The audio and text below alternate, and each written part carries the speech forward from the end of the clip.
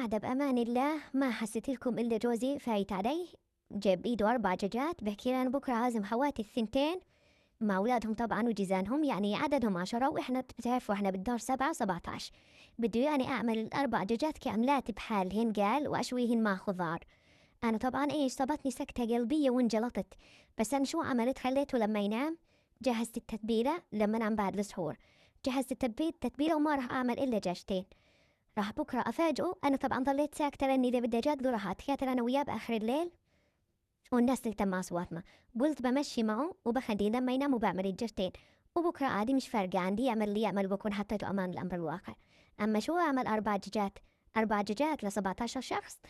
حرام هذا الحكي يا جماعة. ليش البعزقة يعني والتبذير؟ والناس صايمين يعني، والصايم شو بده ياكل؟ أنا مش عارفة عنه هذا الزلمة كأنه لاقي المصاري بالشارع يعني. أنا مش عارفة مين الغلط أنا ولا هو. هاي جهزت التتبيلة زي ما انتم شايفين، وهسه ما راح أحط إلا دجاجتين وبس، واللي بده إياه يعمله. بكثر بكرة خضار وكان الله بالسر عليهم وبياكلوا وبيشبعوا.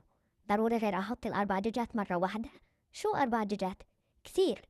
انتوا احكوا 4 دجاجات ل 17 شخص والناس صايمة كمان.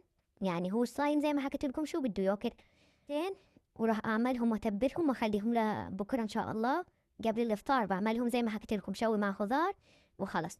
هو أصلا هسه الصبح راح يطلع على شغله، ما راح يفتح الثلاجة ولا يفتش فيها ولا إشي. خلص.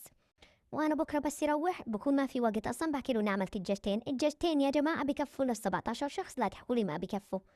يعني ليش التبذير والإسراف؟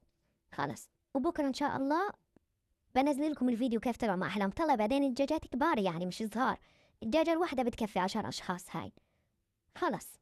أنا أتوقع إنه أنا معي حد وما راح أرد عليه، بدي أعمل بس دجاجتين وبكفوا زيادة إن شاء الله.